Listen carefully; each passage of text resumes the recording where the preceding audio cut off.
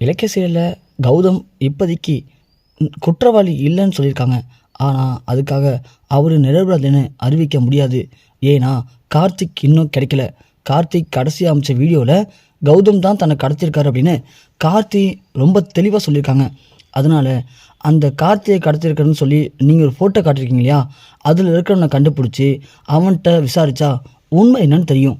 அது வரைக்கும் கௌதம் ஜெயிலில் தான் இருக்கணும் அப்படின்னு ஜட்ஜ்மெண்ட்ஸ் கொடுத்துட்றாங்க. இங்கே கௌதமுக்கு என்ன பண்ணுன்னு தெரில. கௌதம் இலக்கியா அந்த ஃபோட்டோவில் காட்டினால அவனை எப்படியாவது கண்டுபிடிச்சி இந்த பிரச்சனைக்கெலாம் ஒரு முடிவு கொண்டு வான்னு சொல்லிட்டு கௌதம் கிளம்புறாரு. ஆனால் போகிற கௌதமை நம்ம அஞ்சலி சும்மா இல்லாமல் வம்பு இருக்கிறாங்க. நீ தாண்டா எல்லாத்தையும் பண்ணின, என் புருஷனை கடத்தி வச்சு இப்படி எங்களை கொடுமைப்படுத்துறியே, நான் உனக்கு என்னடா பாவம் பண்ணேன், ஏன்டா அப்படி பண்ணுற அப்படின்னு கொஞ்சம் கூட மரியாதை இல்லாமல் கௌதமை அவன் பேசுகிறாங்க. ஒரு பக்கம் அவன் பேசுறது இல்லாமல் ஓட வந்த பிடாரி ஊர் பிடாரி வரட்டுச்சான். அந்த மாதிரி எங்கேருந்து வந்த நீனு சொந்த தம்பியவே கடத்தி வச்சுக்கிட்டு அந்த வீட்டுக்கு சொந்த வாரிசு என் புருஷன்தான், அவரை கடத்தி வச்சு இப்படி சித்திரவதை பண்ணுறியே, நீலாம் மனுஷனா, நல்லா இருப்பியா, நீலாம் என்ன ஜென்மோண்டா, சோறு தான் திங்கிறியா இல்லை என்ன திங்கிற அப்படி இப்படின்னு கண்டு அப்படி பேசுகிறாங்க. ஒரு கட்டத்தில் கௌதம் கோவப்பட்டு அஞ்சலி கழுத்தை பிடிச்சிடாரு. நீ உயிரோடு இருக்க வரைக்கும் இந்த பிரச்சனை திறந்தாண்டி இருக்கும், சாகு முதல்ல அப்படின்னு. இதை நம்ம ஜட்ஜு பார்த்துறாங்க. ஹலோ கௌதம், என்ன பண்ணுற நீனு, உன்னை போய் நல்லவன் நினச்சி கொஞ்ச நாளைக்கு ஜெயிலில் இருன்னு சொல்லி தீர்ப்பளித்தேன். நீ பண்ணுறதெல்லாம் பார்க்கும்போது நீ கண்டிப்பாக அந்த கார்த்தியை கடத்திருப்பேன்னு எனக்கு இப்போ தோணுது. நான் நினச்சேன்னா இப்போயே அந்த ஜட்ஜ்மெண்ட்டை கேன்சல் பண்ணிவிட்டு நீ தான் கார்த்தியை கடத்தணும்னு சொல்லி உன்னை 10 வருஷத்துக்கு உள்ளே தூக்கி போட்டுருவேன், ஜாக்கிரதை அப்படின்னு ஜட்ஜி சொல்கிறாங்க. சார் என்னை மன்னிச்சுங்க சார், என்ன நினச்சுன்னு தெரியாமல் நீங்கள் அவசரப்பட்டு வார்த்தை விட்டுறாதீங்க சார் அப்படின்னு சொல்ல, ஹலோ இன்ஸ்பெக்டர், நீங்களே என்ன பண்ணுறீங்க, அவர் அந்த பொண்ணு கழுத்தை பிடிச்சி கொல்ல பார்க்குறாரு, பார்த்துட்டு அமைதியாக நிற்கிறீங்க, பிடிச்சிட்டு போங்க சார் மலைவரை அப்படின்னு அழைச்சிட்டு போகிறாங்க. இங்கே எஸ்எஸ்கே தாட்சானிக்கு சந்தோஷம் தாங்கலை. ஏன்னா ஜட்ஜை நேராக பார்த்துட்டாரு. இந்த கௌதம் தப்பானவனு எப்படி ஜட்ஜு முடிவு பண்ணியிருப்பார். கண்டிப்பாக அடுத்த ஹியரிங்கில் கௌதமுக்கு எதிராக தான் ஜட்ஜி சாட்சி சொல்லுவார் அப்படின்னு இங்கே எஸ்எஸ்கே தாட்சானி 2 பேரும் செம்ம ஹாப்பியாக இருக்காங்க. இது ஒரு பக்கம் போயிட்டுருக்க நம்ம இலக்கியா சோகமாக வீட்டுக்கும் போகிறாங்க. வீட்டுக்கு போனோன்னு ஜானகி வந்து பார்த்துட்டு, என்னாச்சு இலக்கியா, நீ மட்டும் வந்திருக்க, கௌதம் வரலையாம்மா? இல்லைத்த, நாம் எவ்வளோ கஷ்டப்பட்டு போராடணும், ஆனால் லாஸ்ட்டில் கௌதமை வெளியே கொண்டு வர அளவுக்கு போதிய ஆதாரம் என்கிட்ட இல்லாதனால இப்போதைக்கு இன்னும் 15 நாளைக்கு கௌதமை ரிமாண்டில் வச்சுருக்காங்க. அத்தை, என்ன இலக்கியா சொல்கிறேன், நீ தான் உங்ககிட்ட எல்லா ஆதாரமும் இருக்குன்னு சொன்னியே. ஆமாத்த, அந்த எஸ்எஸ்கே தான் நாகுங்கிற ரவுடி மூலயமா கார்த்தியை கடத்தி வச்சுருக்கான்னு எனக்கு தெரியும், உங்களுக்கும் தெரியும், எல்லாருக்குமே தெரியும். ஆனால் கோர்ட்டை பொறுத்த வரைக்கும் அவங்களுக்கு ஆதாரம் தேவையில்ல. அந்த நாகு எங்கே இருக்கான், யாருன்னு ஒன்றுமே தெரிய மாட்டேது.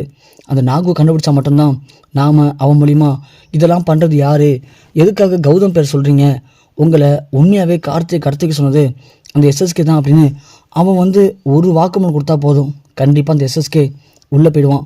அந்த எஸ்எஸ்கே தாட்சானி 2 பேரும் ஆடுற கேமுக்கு ஒரு முடிவு கட்டிடலாத்த, அதே மாதிரி கௌதமும் வெளியே வந்துடுவார் அப்படின்னு இங்கே இலக்கியா சொல்கிறாங்க. இலக்கியா, எனக்கு உன் மேலே நம்பிக்கை இருக்குமா? என்னமோ நீ இவ்வளோ தூரம் வந்துட்ட, எத்தனையோ இடத்துல ஆபத்தான இடத்துலலாம் நீ தான் கௌதமை காப்பாற்றிருக்க. அது மட்டும் இல்லை, கௌதமுக்கு எதிர்காலத்தில் இந்த மாதிரி நிறைய பிரச்சனை வரும், அப்படி வர பிரச்சனை எல்லாத்தையும் காப்பாற்ற போகிறது உங்களுக்கு மருமகளாக வரக்கூடிய அந்த பொண்ணு தான் அப்படின்னு அன்றைக்கி ஜோசியர் சொன்னார். அதனால தான் நான் ஜோசியத்தை பார்த்து ஒன்றை கல்யாணம் பண்ணி வச்சேன். அது மாதிரி கௌதமோட வாழ்க்கையில் வரைக்கும் எவ்வளோ பிரச்சனை வந்திருக்கு, ஆனால் அது எல்லாத்தையும் நீ தாம்மா காப்பாற்றிருக்க. அதே மாதிரி இந்த முறையும் கௌதமை காப்பாற்றி வெளியே கொண்டு வாமா, உன் காலமாக வெளியே அப்படின்னு ஜானகி சொல்ல, இலக்கியா ஒன்று, ஐயோ அத்தை, என்ன பண்ணுறீங்க நீங்கள், என்னத்த காரியம் பண்ணுறீங்க, கௌதம் உங்கள் புள்ளியவனாக இருக்கலாம், ஆனால் இப்போது என் புருஷன். அப்படி இருக்கும்போது கௌதம் ஜெயிலுக்கு இதை பார்த்துட்டு நான் சும்மா இருப்பேனா? ஏத்த, நீங்கள் எதுக்கும் கவலைப்படாதீங்க, கண்டிப்பாக கௌதமை நான் வெளியே கொண்டு வருவேன், இது சத்தியத்தை அப்படின்னு சொல்லிட்டு இலக்கியா சொல்கிறாங்க.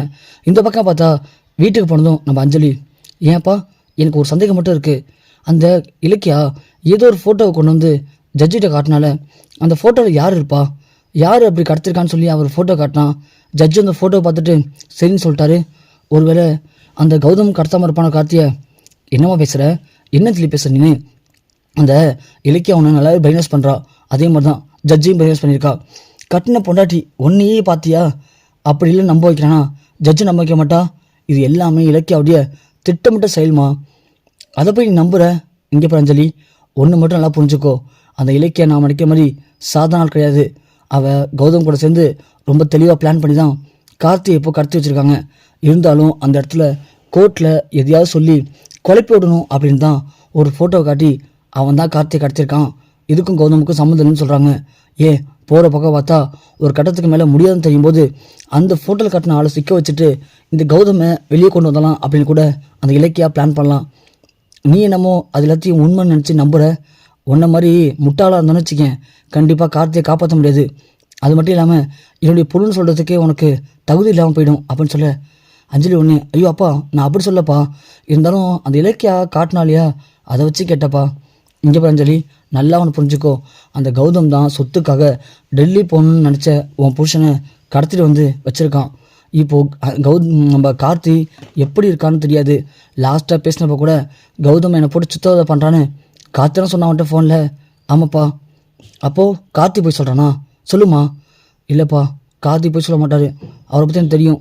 அப்புறம் என்னன்னு சொல்லி உங்களுக்கு யோசனை, கார்த்தியை நாம் எப்படி கண்டுபிடிக்கலாம் அதை பற்றி மட்டும் யோசி. கார்த்தியை கடத்தின அந்த கௌதமை எப்படி பழி வாங்கலாம் அதை பற்றி மட்டும் யோசி அஞ்சலி. சரிங்கப்பா அப்படின்னு அஞ்சலி சொல்லிட்டு ரூமுக்கு போகிறாங்க.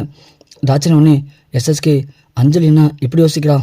இல்லை தாட்சாயணி, அஞ்சலி அப்பப்போ லைட்டாக ட்விஸ்டாக தான் நான் தான் அவளை கௌதம் தான் குற்றவாளி, கௌதம் தான் எல்லாம் பண்ணியிருக்கான்னு சொல்லி அப்பப்போ ஏற்றி விடணும். அப்போ தான் அஞ்சலி அதே முடிவோடு இருப்பா. இல்லைனா அஞ்சலி எப்படி எவ்வளோ சாயத்து வாய்ப்பு இருக்குது.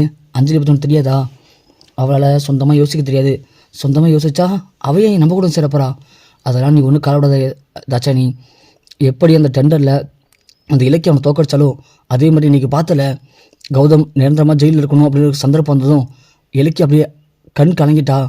அதே மாதிரி கௌதமை நிரந்தரமாக ஜெயிலில் வச்சு அந்த இலக்கியாவை கண் கலங்க வைக்கிறேன். உன் கால் வந்து விழுவா ஒரு நாள். டெண்டர் ஜெயிச்சு உங்களை நான் பகைச்சிக்கிட்டது எவ்வளோ பேர் தப்புன்னு இன்றைக்கி புரிஞ்சுக்கிட்டேன் அப்படின்னு கண்டிப்பாக வந்து உன் காலில் விழ வைப்பேன் தாட்சாயணி, நீ எதுக்கும் கவலைப்படாத அப்படின்னு எஸ்எஸ்கே சொல்கிறாரு. சொல்லிவிட்டு எஸ்எஸ்கே அடுத்தது யோசிக்கிற விஷயம் என்னென்னா, அந்த இலக்கியா ஒருவேளை அந்த நாகு ஃபோட்டோவை தான் கொண்டு வந்து ஜட்ஜிட்ட கொடுத்துருப்பாளோ? அப்படின்னா இலக்கியா எப்படி நாகுவை பார்த்துருக்க முடியும்? ஒன்றுமே புரியலையே. என்ன ஃபோட்டோவாக இருக்கும் அது மூலம் நம்ம தெரிஞ்சுக்கணும். அதுக்கு முதல்ல நம்ம இன்ஸ்பெக்டர் இருக்கால அவனுக்கு கால் பண்ணி அந்த ஃபோட்டோ கொடுத்தாங்க இல்லையா, அந்த ஃபோட்டோவை அனுப்ப சொல்லி அந்த ஃபோட்டோவில் இருக்கிறது யாருன்னு முதல்ல கண்டுபிடிக்கணும். ஒருவேளை நாகுவாக இருந்தானா நாம் நாகுவை அலாட் பண்ணலாம். அது மட்டும் இல்லாமல் போலீஸ் கடையில் நாகு மாட்டாமல் பார்த்துக்கணும். ஒருவேளை நாகு ஃபோட்டோ மட்டும் இருந்துச்சுன்னா கண்டிப்பாக இலக்கியா ஓரளவுக்கு கண்டுபிடிச்சான்னு அர்த்தம். அதுக்கு மேலே நாம் கார்த்தியை ரொம்ப பத்திரமா வச்சுக்கணும். இல்லைனா பிரச்சனை பெருசாகிறதுக்குள்ளே கார்த்தி கதையை முடிச்சு அதுக்கும் காரணம் அந்த கௌதம் தான் சொல்லி கௌதமில் பழியை போட்டு ஒட்டுமொத்தமாக நாம் இதுன்னு தப்பிச்சிடணும். நாம் மட்டும் மாட்டணும். அப்புறம் இது வரைக்கும் போட்ட திட்டம் எல்லாம் வேஸ்ட்டாக போயிடும். அந்த இலக்கியம் முன்னாடி நாம் டோட்டலாக அசிங்கப்பட்டு நிற்கணும். அப்படி ஒரு நிலைமை வரவே கூடாது. அதுக்கு நான் இப்போ ஒரு முடிவு கட்டுறேன் அப்படின்னு எஸ்எஸ்கே அந்த கார்த்தியை வச்சு அடுத்து என்ன பண்ணலாம் அப்படின்னு யோசிக்கவும் ஆரம்பிக்கிறாரு.